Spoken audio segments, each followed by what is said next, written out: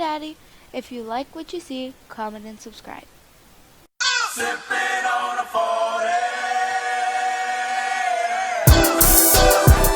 Yo, I know it's been a minute, huh? Homie, I'm back. Yeah, I said, homie, I'm back. 1 2 1 2. Check. Hi, Daddy. Welcome to Mr. Dad episode 44. 44. Yes, 44. It's the same as President Obama, which was the 44th president. But we're not going to get into that today. We're just going to go ahead and let this roll. However, I have a special guest today, Ari. Well, we call her Ari. She has a bunch of different names, and I don't want to get into it right now. But she'll probably fill you guys in on it a little bit later. Ari has been my friend for, I want to say, over 20 years now. So it's fair to say that she knows me pretty well. In the climate that we live in today, no one really knows for sure what direction we're going to end up in. However, I can always rely on my friends to give me different, pure, unadulterated perspectives, and from an area that I can't look at it. So today, we're going to have an episode on mixed girls. So Ariana's here, correct? Yes. Hey, what's going on? We talked about it off air the other day. I'm not doing well, but I'm doing well enough. Yes, I understand and feel the same. First, I want to say thank you for having me on the show. And also, I'm really glad that I'm the 44th guest and not the 45th guest. I might have to decline that invitation. That number's forever tainted. You know what? That is so factual. And I didn't even think about it. I was freeballing when we started. And I was like, it is the 44th. And it is important that you're not the 45th. It's 45th, I'm probably going to play FDT. But whatever. So I have you on here for a purpose today, and I want to give the viewers a different perspective because for the last, I want to say 3 episodes, it's been pretty heavy with like race and issues and things like that, right? Yep. And I don't want it to be all about because it's never a kill whitey thing for me. Like, I've never been that person. So can you give me a little backstory to like who you are, like you being mixed, you growing up mixed, and how that worked? Yeah, absolutely. So like you said, I've known you for a long time, but for the viewers or listeners who don't know me, my dad is Black and my mom is white. And then I have a stepmom who's Peruvian. My stepdad is Dominican and Colombian. I have an aunt who's Japanese but was raised in Brazil. I have an uncle who's part Puerto Rican. So, I come from a very, very mixed family. My parents divorced when I was pretty young, probably like the first grade. And they split custody 50-50. So I grew up in 2 very different households in terms of like rules and expectations. And I was aware that both of my households were different. I mean, there were, different conversations at dinner, different artwork, different consequences for me, depending on my crime at the time. But the love and the sense of family was always the same in both places. Uh-huh. I also grew up, both of my parents lived in Altadena, Pasadena, which is, pretty diverse as far as small cities go. So at school I had, Black friends, Armenian friends, Mexican friends, Guatemalan friends, Filipino friends, and, we all got along with each other. I played with my white cousins and with my Black cousins, and then they would all come over to my house and we'd all play together. So that was normal to me. And I guess it never occurred to me that someone would consider that strange or different. In my mind, growing up, we were all the same. So it wasn't until some point in elementary school when a kid teased me for having jungle fever that I realized that some people saw us differently. Uh-huh. Wait, and when you say jungle fever, do you mean like they thought you were white and you were dating Black guys? Or you were a Black girl dating a white guy? No, Well, so what happened was, no, they were calling me like a jungle baby, basically. So what happened was, Oh. I was on a playground at school. I'm not sure if I was school or the YMCA, which like had an after school program on campus. Mm-hmm. But anyways, I was playing with some kids, and I mentioned my dad, who was the director of childcare for the YMCA at the time. So all the kids knew who he was. Uh-huh. So I mentioned my dad, and one of the kids on the playground was like, "How are you Bill's daughter? You're white and he's black." Which, in retrospect was a valid question at the time. Um, so I explained, the best as a 6, 7 year old, however old I was, as best as I could, that my parents had different skin colors from each other. Uh-huh. And I remember the kids telling me that I was gross and I had jungle fever, and I had no idea what that was. And apparently they didn't. um, They said that all wrong. right. Well, my parents had jungle fever. Oh, That's what okay, they were okay, saying. Your okay. parents have jungle fever. Uh-huh. And again, like I didn't know what it was, but I knew they were making fun of me. So, I did what any kid would do. I told that kid to piss off, and I went to tell my dad. Right. And I don't know if he remembers that conversation. And to be honest, I don't really remember most of the conversation either. Uh-huh. But I remember he was pissed and sad. But I think that was the first time that I realized that like I was different, that my family was different. Uh-huh. On one side I had my great grandmother, my grandma, who was an immigrant from England, and I remember going to her house as a kid and like having afternoon tea. She had doilies and sugar cubes and the whole nine, like some real white shit. Uh-huh. And on the other side, I have my grandmother, my mamo, who was a Black Panther, and she taught me about herbal medicine and honoring my Black roots and history, and sent me Kwanzaa gifts every year. So I had Christmas trees and a Kanara in the same house. That is dope. I always felt connected to like both sides of my family, but I think as I got older, the more I struggled to kind of find my place. Uh-huh. So I felt like It I've heard people say, uh-huh. Go ahead. I said, so was that like a torn feeling sometimes? Um, yeah, absolutely, because I loved and embraced both sides of my family, and as different as they were, they made up who I was. But I felt pressured by society to kind of choose a side. Yeah. Like I was too Black to be fully accepted by the white kids. Inevitably, someone would make some questionable comment in front of me, Mm-hmm. and you know me, I've never been one to bite my tongue. Right. So since I couldn't take a joke, aka wouldn't, tolerate their racist bullshit, I was out of the club. Yeah. But then I was also too white for the Black kids. Like literally, my skin was too white. um, so in my teens, I developed what I like to call light skin syndrome, Uh-huh. where I'd go above and beyond to prove my Blackness. I'm sure you remember. For sure. For sure. So I've had a question because when you said pick a side, uh, yesterday, shit you not, the weirdest shit I've ever witnessed in my life, and I haven't talked to you about this, but yesterday I was leaving Albertsons, right, and I was in Tahunga, and for the first time in my life, I've witnessed two different rallies speaking, yelling out at each other, right? On one side of the street, they had flags and Trump signs, and they were talking about United We Stand, right? And on the other side, they had the Black Lives Matter crowd, and they were yelling Black Lives Matter. But the people that had United We Stand was like, no, you guys are like not for the country, but they weren't. So like their sign was like contradictive, and I feel Right. like right now in the United States, like you said, you have to pick a side. You're like, and to me, the sides don't.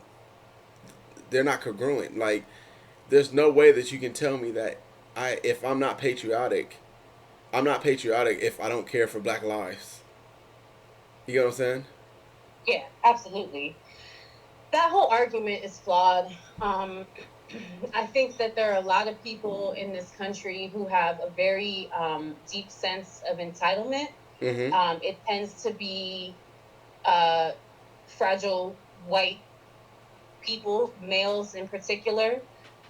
They are under the very, very, very false impression that this is their country and that they somehow built this by themselves without the help of anybody else, which we all know is a lie. Uh-huh. And it's really frustrating. Like I've gotten to the point that I really like can't have conversations with those people. Because there's no arguing with stupid. You know what I mean? Right. Like if you're not going to acknowledge some of the basic shit that goes on in this country, like I can't have a conversation. Like there's nothing to be said. You know what I mean? Yeah. Um. So yeah, I don't think that at this point, Black Lives Matter is not about choosing between my black and my white side. It's about choosing between what's right and Uh-huh. what's racist.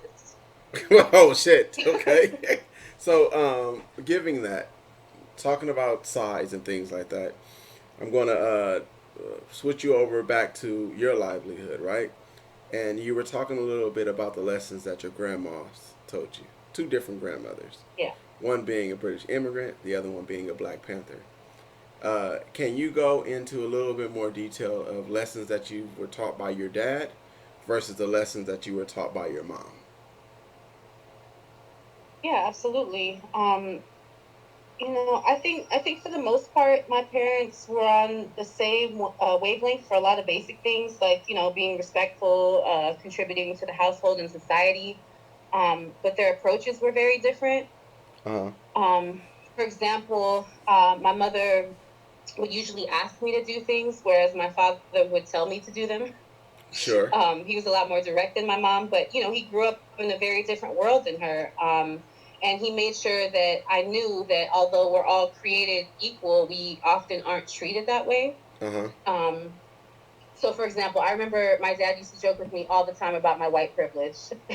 I don't think he ever actually called it that, but he would say things like, "Baby, you may not look black, but you have black blood. And if the day ever comes, you'll be a great resource for our people because you'll be able to infiltrate the KKK meeting and tell us all their plans." And I thought this man was crazy. Like, I would laugh and I would roll my eyes and we would go on about our day because, all the white people that I knew, like really knew and trusted, they were family. I mean, Right. my Grammy from my mom's side was out there marching for the civil rights in the 50s and 60s and helped put processes in place to integrate schools. So the white people that I knew were not the white people that I heard about. You know what I mean? Uh huh. So even though I knew racism and prejudice were real, I just like couldn't even fathom a world where like the KKK still existed.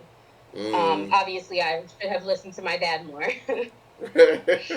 um, but I knew there were other threats. I was Mm-hmm. like 4 years old when the Rodney King assault happened, and we talked about it in my family. Both sides of my family.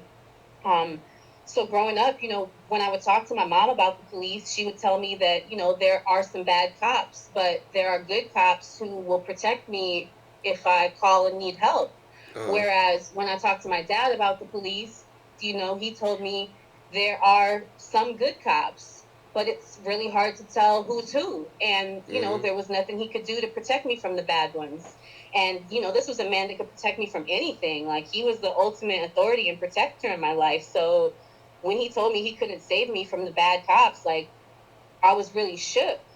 Like, Uh-huh. I learned that if I was ever pulled over, I needed to keep both my hands on the wheels and say yes, sir, no, sir, speak only when spoken to. And, most importantly, trust no cops. And as I got older and had my own encounters, I realized exactly what he was talking about. Mm.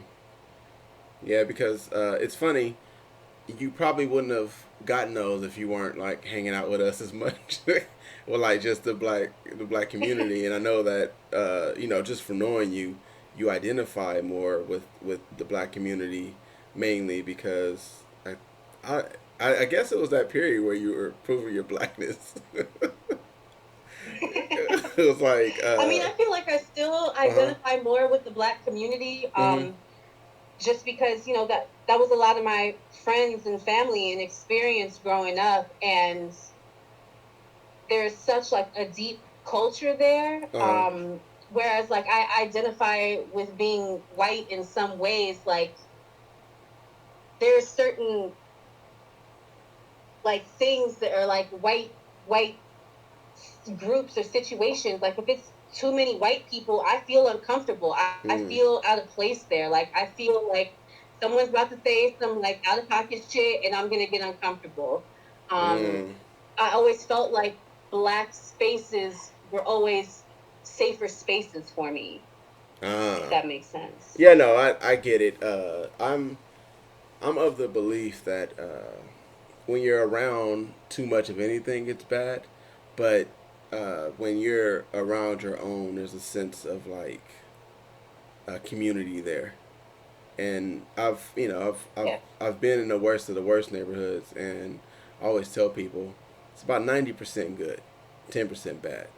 So the 10% fucks it up for everybody else, but the majority of the community is fine. And that's the problem that I have when when you're talking about police and things like that. It's like even if it is 10%, you have to understand that 10% is detrimental to the 90%. And until Right. we change that 10% or anything like that, there's nothing else that can come from it. So but uh, like moving forward now, But and that's not fair. uh huh, That's not fair to black people because we don't look at the bad white people, these serial killers and these mass murderers and these people shooting up the targets and shit. Like uh huh, we don't look at these bad white people and say all white people are bad. You know what I'm saying? Like right.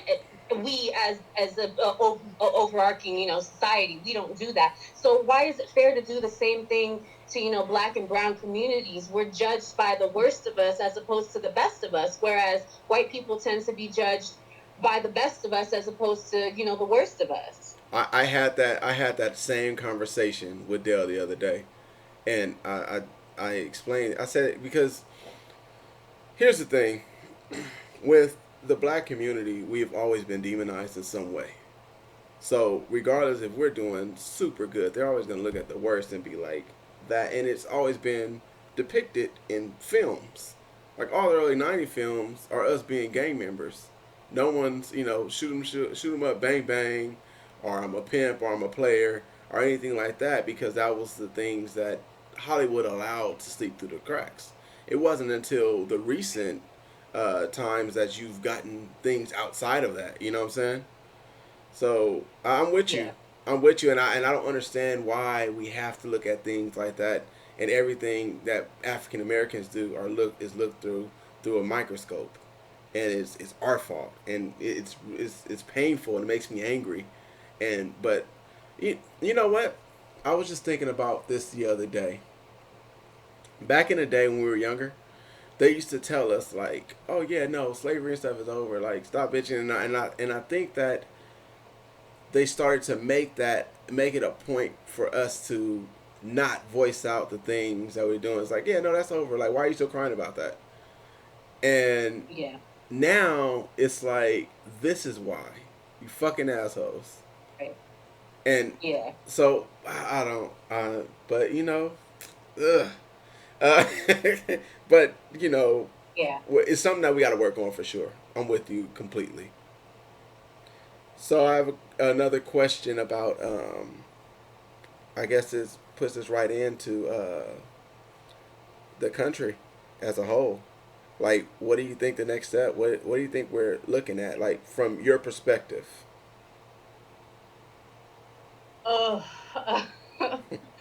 that is a tough question, and I've been asked that a lot.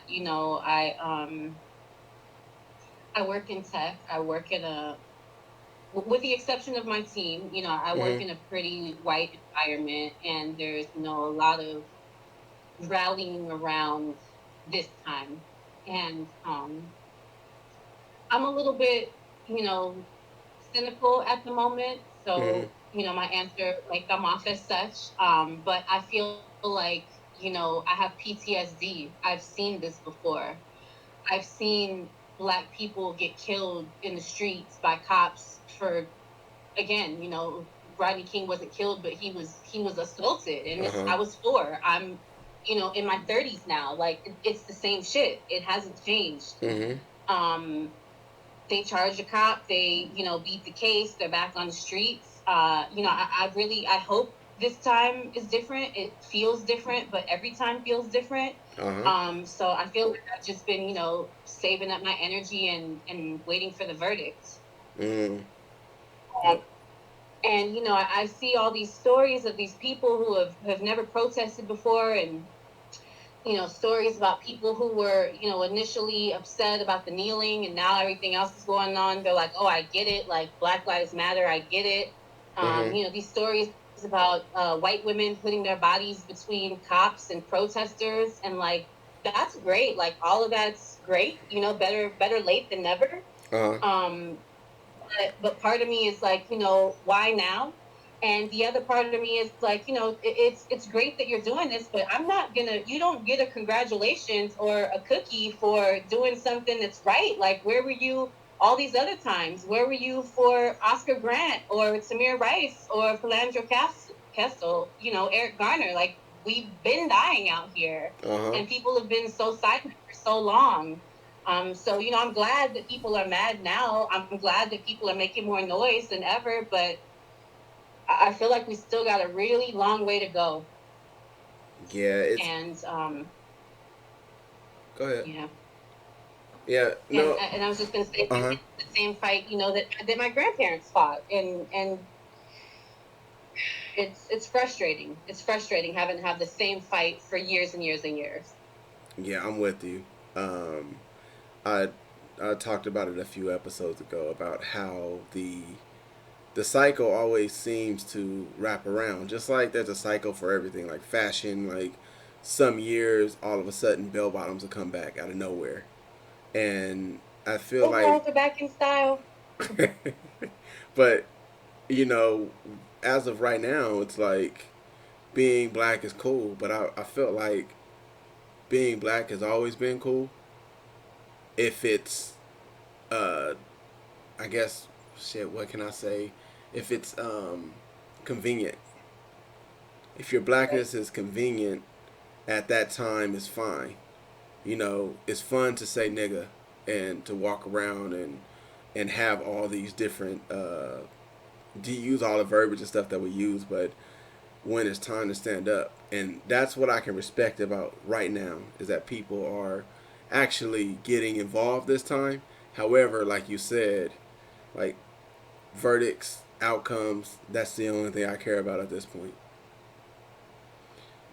So moving forward, and we're talking about the African American communities and things like that. And last week I had a whole conversation with myself about reparations, and talking to myself is crazy. But how do you feel about reparations? I think they're long overdue, and I don't think the check is going to cut it. Uh-huh. Um, I think that this country has a long history of oppressing Black people, whether through violence, whether through silencing Black voices in media or whatever, whether it's through education, financial enrichment programs. It's been a lot of stuff that's been held back from our community for a long time, and I think that reparation should come in the form of resources for all of those things, for education and art enrichment programs. We need access to internships and no interest business and home loans. Like, white people have had generations to accumulate wealth and teach their children how to maintain it. They have a 200 plus year head start, and it's time that they gave us something so we could start catching up. I'm with you. I had a whole like 30-minute conversation with Jason one day about reparations, and he was talking about checks, and I was like, dude, that ain't gonna cut it, cause like the moment they give you that check, they're gonna be like, all right, well, shut the fuck up about racism, nigga.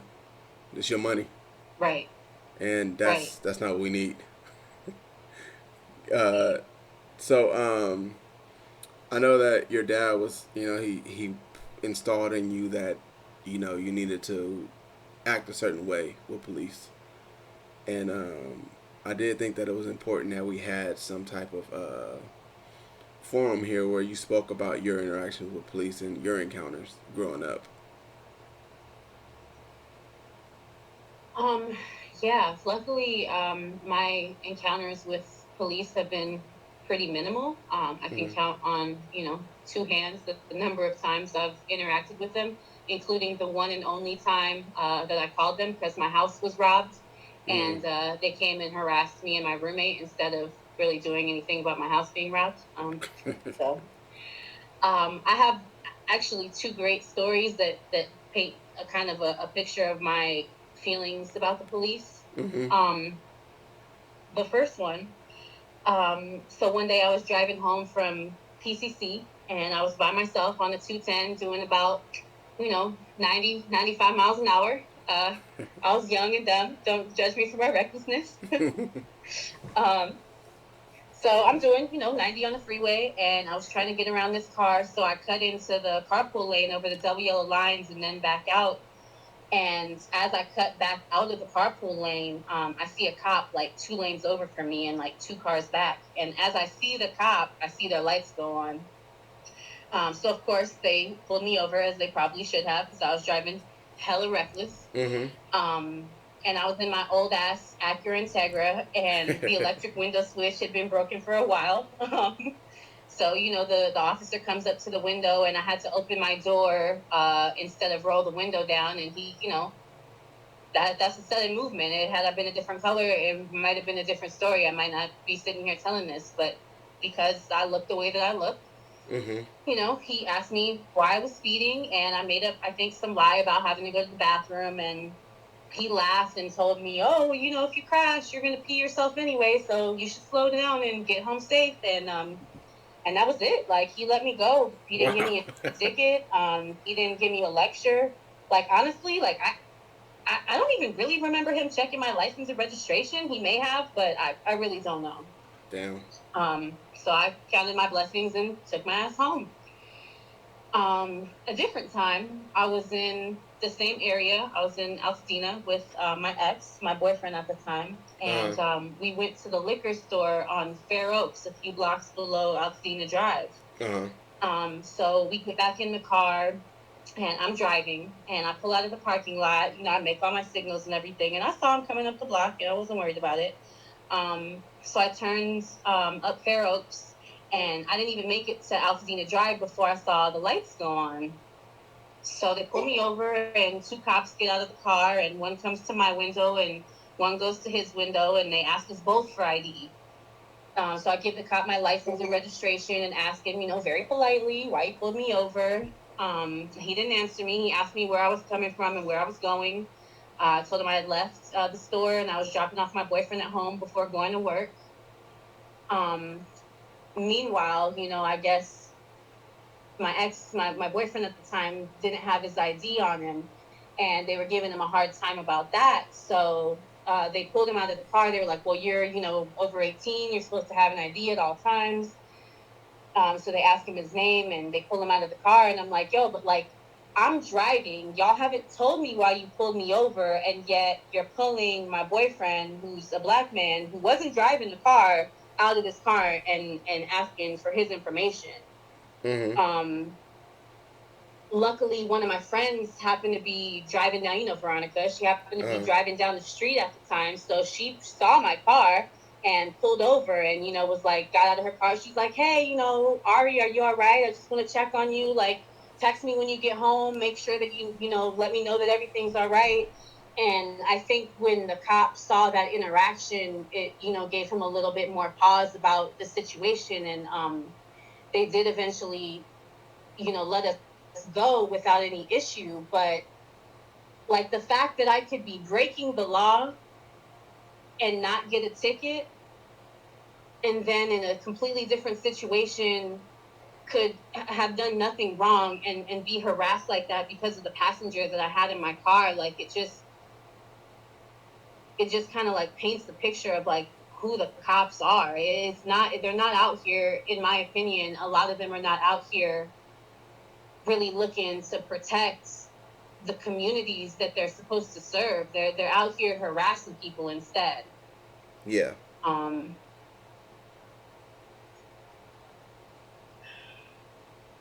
and it fucking breaks my heart. You know, I think about you. I think about my nephew. I think about my father. I think about my cousins, and them being in these situations where they don't have, you know, their skin color to protect them, Yeah, and that's a relief.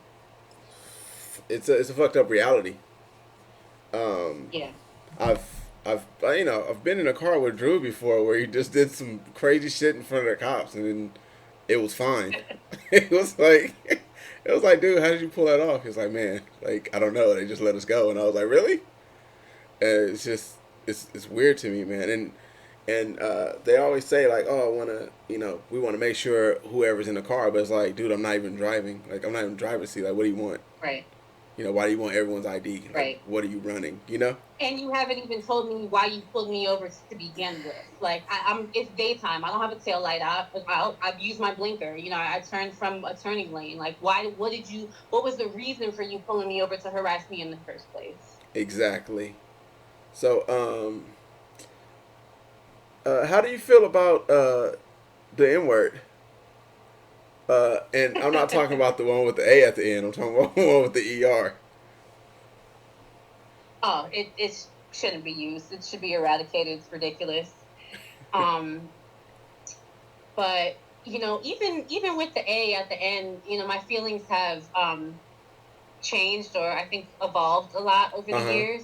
Um, Anyone who knew me when I was younger, especially in my light skin syndrome days, know that I was dropping that word all the time. And, you know, and I still do, Uh huh. around people that know me, around family, around people that I'm comfortable with. Right. Um, but it really, it's taken me, I've had to check myself and my own privilege, with Mm. using the word, because again, like, people don't look at me and see a black woman. Uh huh. Um, so I don't want someone to look at me and hear me using this word and then think like, oh, it's okay for me to go and use it out of context or in a different way. And also I realized that, you know, like, my friends and my family are not offended by the word, but like, there are people who are, and I Mm-hmm. just have learned to be more respectful to that. You know, I try not to use. I've tried to find other substitutes for the word, but I just try to be respectful in the fact that I know that it rubs people the wrong way, and they don't look at me and see me as a black person and see like, okay, you get a pass to use this word. So I try to not offend when possible. Well, it's funny because remember it was back in the day. I think it was like 16. We went to Magic Mountain, and Yeah, it was your yeah, birthday, and yeah. you was saying nigga like heavy, and all the black girls that didn't know us, like it was a group of black people that you brought to Six Flags for your birthday. It was like all of us. It was all a bunch of niggas, Yeah. and it was like you were saying it, and the girls like got offended that wasn't in the group, and they didn't understand. Like, why y'all allowing her to say it? I was like, she's black. Like your cousin, is she mixed, Felicia? Nope. She's black. Okay, so Felicia's like full on black, but Felicia is sometimes lighter than you. It just depends on the day. So like it was funny because like Felicia's like full on black, but she's a little bit lighter than you, or sometimes the same complexion or a little darker, depends. And she ghetto as shit, so like she had jumped down the girls' throats, and it was just like a whole thing that was about to break off just over the nigga word. First of all, let me speak up for my cousin Felicia real quick, because I'm sure she's gonna hear this and she's gonna be offended that I let you call her lighter than me and ghetto.